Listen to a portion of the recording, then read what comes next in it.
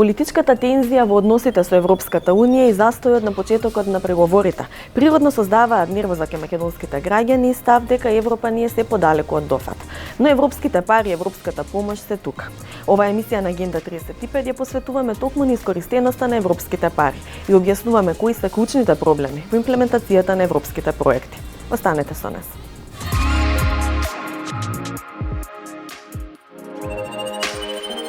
Во Агенда 35 ке гледате. На секои 3 евра што ни биле на располагање од европските фондови, државата досега успеала да искористи само по 1 евро. Анализираме колку пари сме успеале да повлечеме од предпристапните фондови. Ви го представуваме проектот Регионот Охридско езеро безбедна дестинација за авантуристички туризам, финансиран од фондовите на Европската Унија, преку кој планинската спасителна служба Црвен крст Охрид прерасна во вистинска служба што може да одговори на повиците за интервенции 24 часа 7 дена во неделата. Интервју со Никола Бертолини, раководител на сектор за соработка при делегацијата на Европската Унија во Скопје. Останете со нас. На секои 3 евра што ни биле на располагање од европските фондови, државата досега успеала да искористи само по 1 евро преку така наречената ИПА или инструментот за предпристапна помош на ЕУ. Податоците што ги добивме покажуваат дека од алоцирани 360 милиони евра од ИПА-2 програмата, која што важи од 2014 до 2020 година, досега имаме реализирано само 110 милиони евра. Од нив пак исплатени се само половина, односно 55 милиони евра. Ова е значително послаб резултат отколку реализацијата на предходната 7-годишна програма ИПА-1 од 2007 до 2013, кога износот на финансирани проекти со европски пари достигнува 326 милиони евра од вкупно алоцирани 615 милиони евра. Меѓутоа, оваа сума значително ја крева финансирањето на доизградбата на делницата Демиркапија Смоквица, која освен грант од ИПА, вклучува и заеми од европските банки. Така што, доколку се изземе овој проект, доаѓаме до слична искористеност на европските фондови од околу 100 милиони евра и во претходниот период. Сумарно за двете досегашни ИПА програми, од 2007 до сега, сме имале можност да повлечеме речиси 1 милиарда евра, но искористеноста е вкупно 436 милиони евра. Клучниот одговор за досегашните слаби резултати е апсорбцискиот капацитет на нашите институции.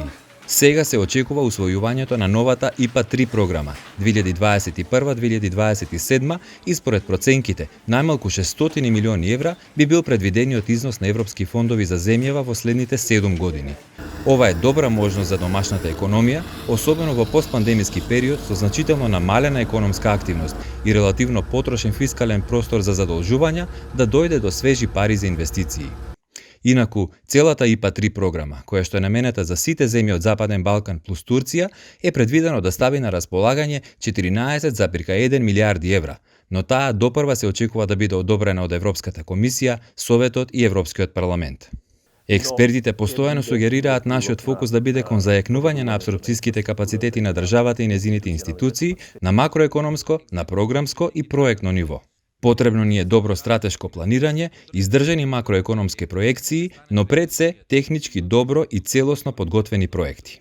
Капацитетите на институциите и пошироко на економските оператори мора да биде на многу повисоко ниво, за да може да дојдеме до тој процент 90-100% во искористеноста на средствата кои ни се на располагање. Една Естонија, Словенија или некои други држави има такви проценти во моментот кога веќе влегуваа во Европската Унија и тоа прави голема разлика затоа што тоа се инектирање на пари директно во вашата економија. Новиот економски и инвестициски план на ЕУ, како и новата ИПА-3 програма, се базираат на надпревар меѓу државите со квалитетни проекти, како и на систем на награди за успешност на реформите, така што предизвикот, но и ризикот за загуба на пари ќе биде уште поголем.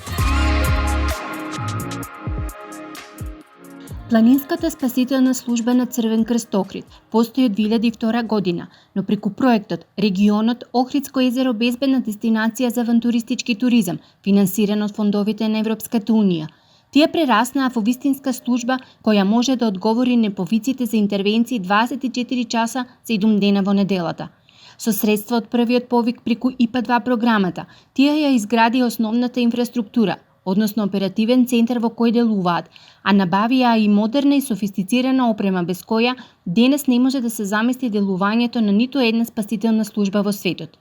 Во рамки на првиот проект финансиран од Европската Унија, беа имплементирани и голем дел од препораките на Меѓународната комисија за алпско спасување, која е репер и креатор на критериумите во оваа сфера. Раководителот на Планинската спасителна служба и проектен менаџер Антонио Додевски вели дека оваа успешна приказна била препознаена од страна на Европската делегација во Скопје и продолжуваат со реализација на проект во рамки на вториот повик на ИПА-2 програмата.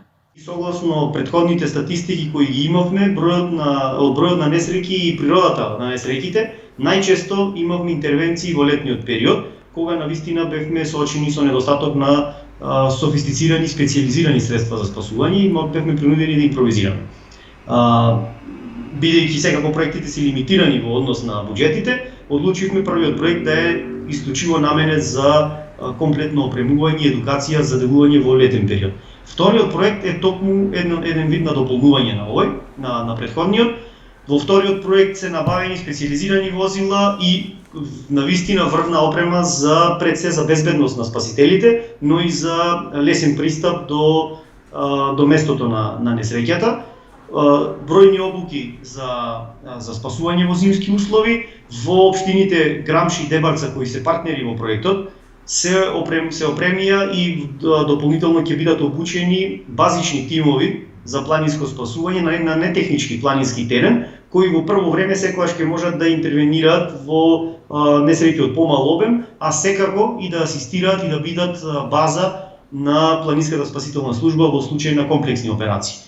Планинската спасителна служба на Црвен крст Охрид покрива 5 општини на територијата на нашата држава и 2 општини на територијата на Албанија, бидејќи станува збор за регионална прекугранична служба. Ги покриваме Охрид, Струга, Вевчан и Дебарца, Ресен на наша страна, Поградец и Грамш општините на албанска страна, иако стоиме на располагање во комплексни операции било каде, дали е во нашата држава или во соседството, доколку сложеноста на операцијата налага одложено време на действување и доколку секако природата на повредите го дозволува тоа, стоиме на располагање со целокупниот кадар и опрема кои ги имаме да помагаме. Меѓутоа, согласно стандардите, она што е оптимално време на интервенција нам не ни дозволува да го прошируваме овој регион, барем во овој момент, но затоа минатата година, уште во декември, заедно со неколку други организации кои се занимаваат со имаат желба да се занимаваат со спасување, како и неколку алпинистички клубови, формиравме Национален сојуз за планинско спасување, преку кои сакаме меѓународните стандарди да ги имплементираме на ниво на цела држава. Додевски вели дека имаат 20 годишно искуство во теренска работа, но ЕУ фондовите им помогнале да воспостават квалитетен систем, во чија што држливост пак треба да се вклучи државата. Благодарение на проектите од финансирани од ЕУ имаме веќе доволно искуство во менаџирање со проекти, така што се надеваме и сметаме дека тоа е еден добар начин да се воспостави квалитетен систем, но позади овој систем мора да застане државата, односно не е проблем преку фондови да се воспостави нешто, меѓутоа одржливоста секогаш треба да падне на терет на државата, особено кога станува збор за спасување и гарантирање безбедност на граѓаните на една држава. Планинската спасителна служба на Црвен крст Охрид учествувала во различни акции за спасување, вклучувајќи туристи кои практикуваат авантуристички туризам. Но сепак, посочува Додевски, потребно е локалните и државните институции да ги помагаат ваквите служби, бидејќи услугите неретко ги користи и локалното население. Најчесто туристите кај нас се вклучени во активности кои што се навистина поризични категории на авантуристички форми, тоа е параглайдинг, планински велосипедизам и слично. Иако доста често интервенираме во планински сообраќајни несреќи, неодамно имаше една несреќа со АТВ, оние 4 возила со 4 тркала. Исто така имаме во неколку наврати интервенирано на тракторски несреќи на терен, дури на сообраќајни несреќи кога станува збор за превртени возила во подлабоки провали, каде што сме интервенирале. Меѓутоа, генералната статистика, барем до овој момент, укажува на тоа дека повеќе од 70% од несреќите во кои што сме интервенирале биле со домашни, со наши граѓани. а 30% се со туристи. Анализата на Европската делегација во Скопје покажала дека бенефитот од проектите кои ги спроведува Планинската спасителна служба на Црвен крст Охрид е огромен. Со мала инвестиција по глава на жител се овозможува нов сервис кој функционира европски на територија на две држави. 4,8 евра по глава на жител во регионот кој го покриваме. Тоа е вкупната инвестиција од двата проекти, земени во предвид, за да добиеме еден ефикасен систем кој делува независно од комплексноста на операциите, независно од временските прилики, дали станува за летни или за зимски интервенции. Тоа е еден навистина добар податок и друг податок е оној што ние го направивме во студијата, која што ја изработивме во првиот проект. Направивме студија за финансиска одржливост на службата, која што имаше за цел да направи една целокупна проценка и секако да ги мотивира општините да се вклучат во овој процес.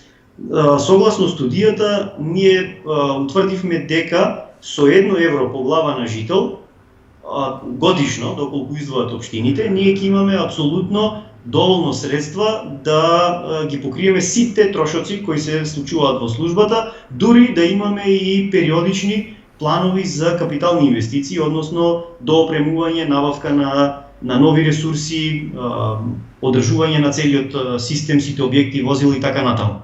Кога оваа студија била презентирана на градоначалниците, истата наишла на воодушевување, но по 2 години се застанало само на подпишување на меморандуми.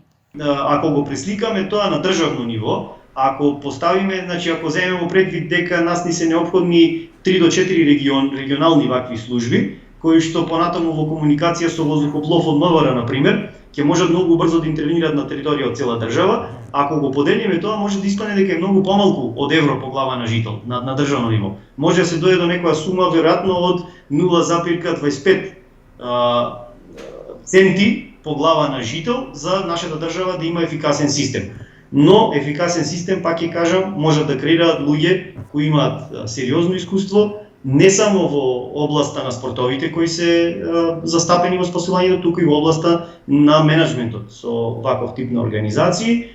Пак ќе речем, за среќа го имаме, значи функционира, едноставно треба да го реплицираме и да го примениме на ниво на целата држава. Смртта на сточарот Златко Божиновски од Кратовско, кој почина како резултат на премрзнатини поради ненавремена помош заради непристапниот терен, повторно го отвори прашањето за ефикасна спасителна планинска служба. Според Додевски, трагедиите се случуваат поради отсуство на координација и комуникација помеѓу институциите.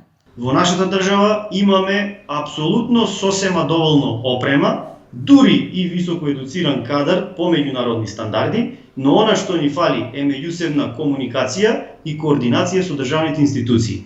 Имаме доволно воздухоплови и во Министерство за внатрешни и во Министерство за одбрана, имаме еден регионален центар кој што може да служи буквално за обука на сите спасители во нашата држава. Имаме софистицирана опрема за многу сложени и комплексни технички операции на технички терен, која што не се користи секојдневно овде и може да се користи било каде, но што е потребно? Треба да имаме координација со воздухопловите, кои што треба брзо да реагираат на повик, да идентификуваат дека повикот кога доаѓа од стручни лица, како што се спасителите во планина, дека е навистина неопходно, брзо да имаме воздухоплов и со тој воздухоплов нашите тимови да можат да бидат транспортирани најблиску до местото на несреќа колку што е можно пократко. Нашата држава е мала по територија, буквално за 1 час може воздухопловот од Скопје да дојде да земе едуциран тим со софистицирана опрема од кај нас и да стигнеме ако треба во најоддалечениот крај на истокот. Според Додевски, клучно е придржувањето до светски стандарди за да се воведе квалитетен сервис. На ниво на држава, потребно е да се унифицира стандардот, односно стандардните и оперативни процедури за делување. За таа цел, тие го формирале Националниот сојуз за планинско спасување. Подготвуваат нови проекти со кои стандардите за спасување од Охридскиот регион ќе се применат и на Попова Шапка, Маврово, Крушево и во Источна Македонија. Mr. Bertolini, thank you very much for being a part of our program. Given the latest development of political events, citizens are naturally disappointed about the delay of negotiation process. But European aid is here. Where and how much actually the Europe is present here through European money? Well, thank you very much for this interview. I think that The people are disappointed, and this is justified. This delay does not help. But on the other side, as you said, we have been here for many years, and we will continue to be here. Our work is to prepare the country for the day will come to join the European Union. And I think that we have spent the European money rightly, wisely, and also extensively during the last years, and we are continuing to do.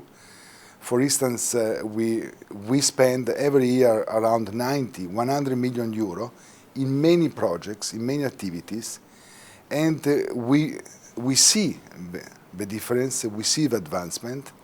The country report every year acknowledges the fact that the country is ready. So now the decision will be for the member states, but as the Commission is concerned, we are working very much with the country, and we are seeing the advancements. There are many projects. We applied for construction of a treatment plant in Skopje and also for finalization of Corridor 8. Those are European projects. How far are those?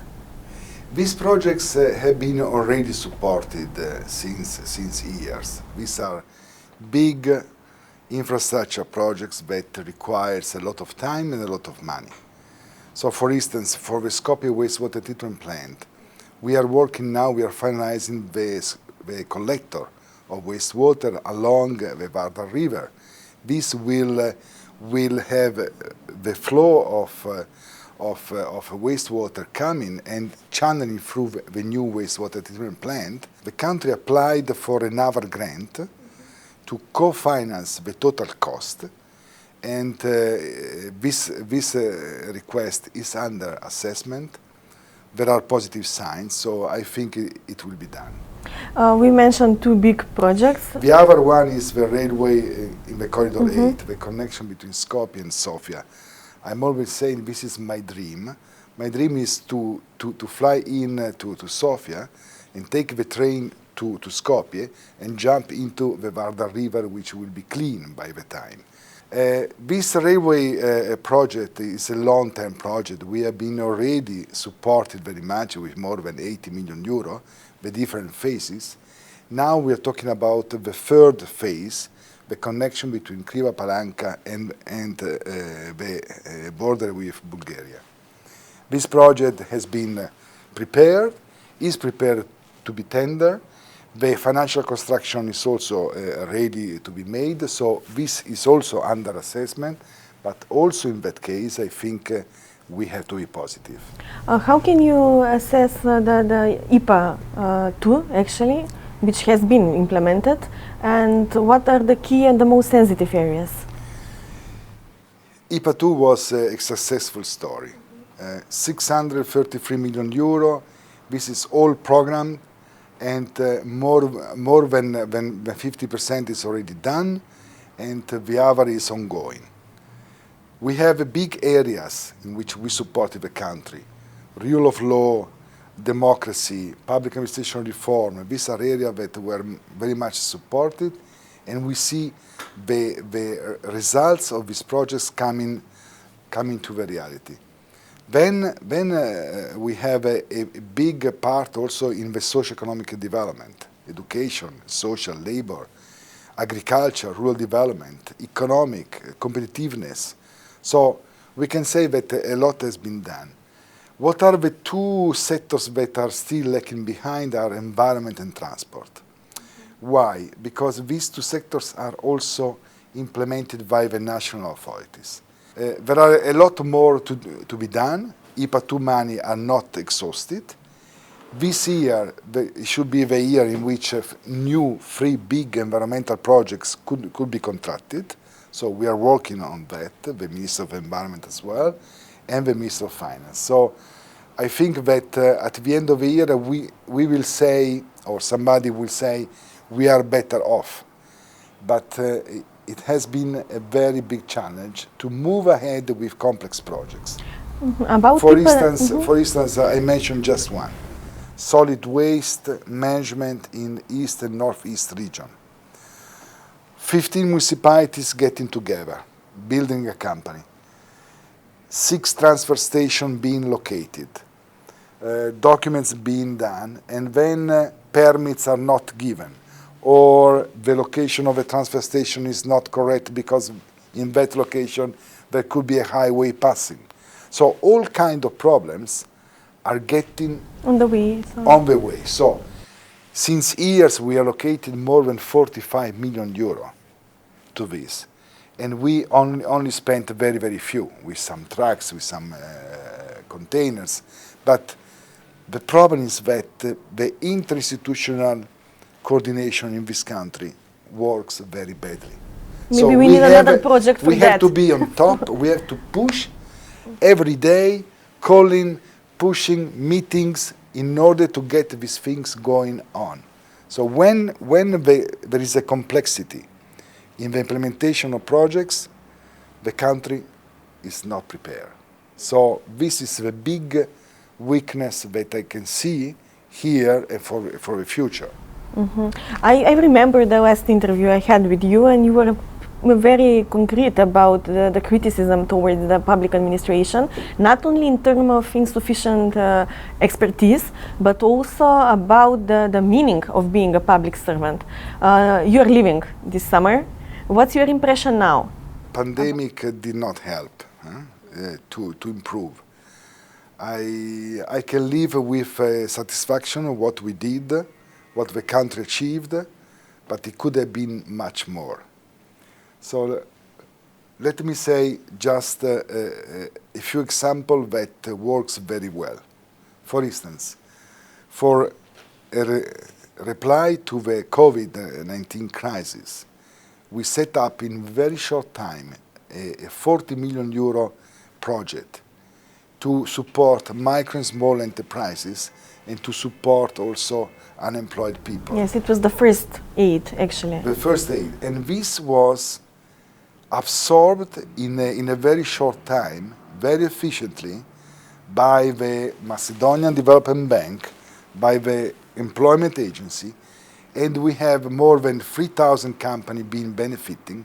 We have more than 2,500 unemployed persons that regain employment and also put on some private companies. So when there are the urgency to do things, things are moving. So I think that there is a kind of cultural attitude of a public administration that works Under pressure. Under pressure delivers. And we saw a lot of good results. But if there is no pressure, it relaxes. But it's not a real reform, yeah. Yeah. I always say that only few public officers are committed very much and work very much, and others do not do the same. So there is a disparity in the approach to be for the service of the citizens. So I'm saying this, but I also saying that the national institutions are structured in such a way that it's very, very complicated to solve problems. There are too many contracting authorities. There are too many institutions with little heads that can do whatever they like. They do not depend to the same ministry. So I give you an example in transport. A railway company does not respond to the transport minister. A road agency does not respond to the transport minister. So these are different institutions that we have to deal with, and the coordination one by one. Exactly. And so the coordination is very time. difficult. I think that the Macedonians are skilled, are educated, are capable. What they have to do is to avoid this political pressure and this kind of politicization of a public administration, which is terrible. And this will solve many problems. I hope in the new generations. I see young people very active and being able to change things. How to overcome these weaknesses that we are talking about? Less political pressure, less political discussion which is not going to have any result. We need institutions and people that are doing the things in order to improve and to create possibilities for development. The young people are leaving this country. We have to do everything against this. And the first one to be responsible for this are the leaders, the political leaders. We need recruitment based on merit, career development, better salaries to attract good people. We need delegation of powers. We need restructuring of institutions. We had a fantastic project now that is creating many possibilities for institutions to be merged, to be separated, to be convened under the same ministry. So there is a possibility now. There are many instruments available, and there is commitment, also political commitment to do this. So it is a possibility that should not be just wasted. How do you see the fact that it's very hard? I don't know if you know that, but it's very hard to fire a public servant in our country. They're protected by the law. So do you think that talking about responsibility, there should be some system of sanctions as well? Yes, indeed. Talking about firing public officers is a difficult topic. When public officers are being retired, and every year there are many who are retired, instead of hiring a new person, look at what you have inside in order to promote and give possibility for people to grow. Concentrate the new jobs into very high skills profiles, because the country needs skills and capacity in the public administration as well. And then my recommendation is that the country is so small. There are few people that are capable in public administration, in the civil society, in the private sector. You need here a deal with all these forces to help in the negotiation, because the negotiation will bring the country to difficult choices, and the choices will be made if they are well understood by the people. So any change should be explained, and you need people to explain in words that the citizens understand. So it's a major change, it's a major reform that the country is going through, and what we try to do is to embed this change into the citizens, into the country. On the other side, we are spending a lot of money for anti-corruption, because we feel that the country does not deserve to be so low in the Transparency International indicator, but still there is a lot of work to be done. And we are doing this together with the government, together with the State Commission for Anti-Corruption, together with the civil society. And this is extremely important, because the citizens should not lose the hope into the political leaders. It's the task of political leaders to be better, and it's a task of everybody to explain the task that these people have and the challenges they have ahead. So it's not an easy game here. We are not playing just an easy game. It's complex, and this is why we need, on the Macedonian side, we need committed people, and more. So it's good that this government is committed. It's good that the parliament is also facilitating this with approval of new legislation. But we should also have an improvement in the implementation of big projects, because, for instance, we have this economic investment plan. This announcement is not only an announcement, this is a real possibility. These two projects that you mentioned are part of that, yes. But we also have other projects. For instance, I'm very glad to see that finally we will come through an approval of an important project in Prespa. We need to preserve Prespa, not to make Prespa like Ohrid. So these are important actions that only in this period we could support.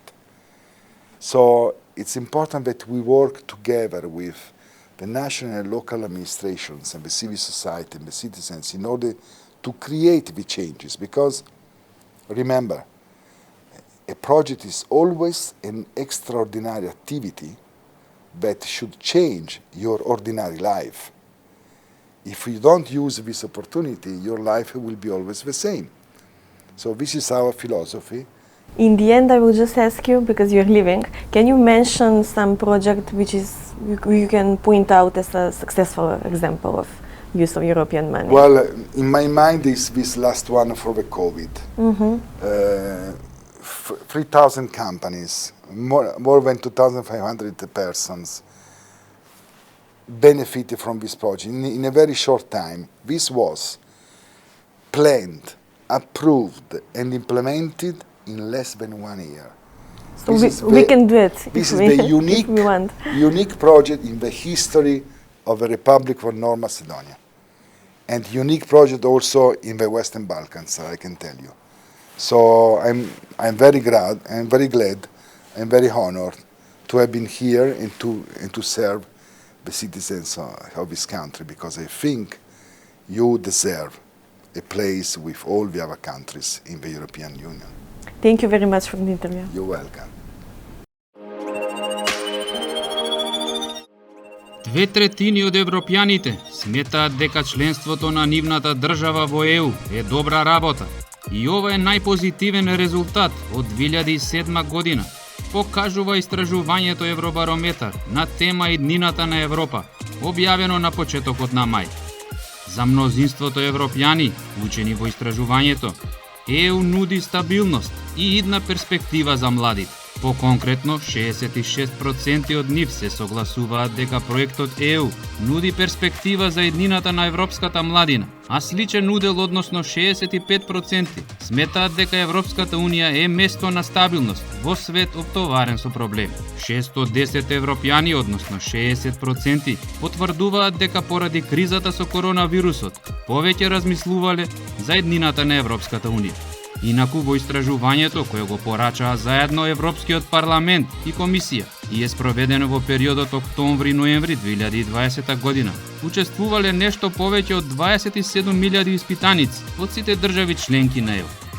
Акциски план кон нулта загаденост на воздухот, водата и почвата, клучен елемент на Европскиот зелен договор, усвои Европската комисија минатата недела. Планот содржи интегрирана визија за 2050, а во врска со намалување на стапките на загаденост во светот на ниво кое не е штетно по човековото здравје и природните екосистеми. Според усвоениот план, главни цели кои треба да се постигнат до 2030 година за да се намали загадувањето кај изворите, во споредба со моменталната ситуација, се подобрување на квалитетот на воздух заради намалување на бројот на случаи на предвремена смрт предизвикана од загаден воздух за 55%, подобрување на квалитетот на вода преку намалување на количините на отпад, пластичен отпад во морињата за 50% и микропластика која се фрла во околината за 30%, како и подобрување на квалитетот на почвата преку намалување на загубите на хранливите материи и употреба на хемиски пестициди за 50%. Цели се и намалување за 25% на бројот на екосистеми, каде загадувањето на воздухот го загрозува биодиверзитетот, потоа намалување на бројот на лица хронично изложени на бучава од сообраќај за 30%, како и значително намалување на создавањето отпад и останат комунален отпад за 50%. Во 2020 година на пандемија со COVID-19, стапката на вработеност во ЕУ изнесувала 72,4%, што споредено со 2019 представува намалување за 0,7% поени, покажуваат податоците на Евростат. Само 3 држави членки на ЕУ, и тоа Хрватска, Полска и Малта, во 2020 не регистрирале намалување на стапката на вработеност споредено со 2019 година. Во рамки на ЕУ, највисока стапка на вработеност од 80,8% имала Шведска, а најниска е регистрирана во Грција, и тоа 61,1%. Најголемо намалување на стапката на вработеност од 2,3% поени е забележано во Шпанија, а зголемување во Малта и тоа од 0,6% поени. Според податоците на Евростат, нашата држава во 2020 година имала стапка на вработеност од 59,1%. Во однос на 2019 година, стапката на вработеност е намалена за 0,1% поен. Конвенционалното производство на кожа ангажира огромни ресурси, е ризик за загадување и често е поврзано со тешки услови на работа. Поттикната од претходното, една жена предприемач од Шпанија во долгите листови на растението ананас открила извор на природни влакна. Создала текстил од влакна од отпадни листови на ананас. Пронајдок со позитивно општествено влијание и ниско влијание на животната средина. Иновација, одржлива алтернатива на кожа. Производството на иновативниот текстил вклучува отстранување на целулозните влакна од листови на ананас, кои вообичаено се фрлаат или палат на плантажите, а сега се откупуваат како суровина за производството, што е дополнителен приход за фармерите. Произведените текстилни влакна потоа се преработуваат во неткаен мрежест текстил, кој понатаму се подобрува и омекнува во кожна алтернатива. Текстилот добиен од листови од ананас е водоотпорен, издржлив на истегнување и многу полесен од кожа. За производството на текстилот се користи помалку вода, отколку за текстилот од памук. Потребно е помалку хемикалии и се создава помалку јаглерод диоксид, споредено со производството на кожа. Денес, скоро 3000 брендови во 80 држави веќе користат текстил од листови од ананас. Голем број дизајнери го користат материјалот како алтернатива на кожата во производството на облека, обувки и мебел.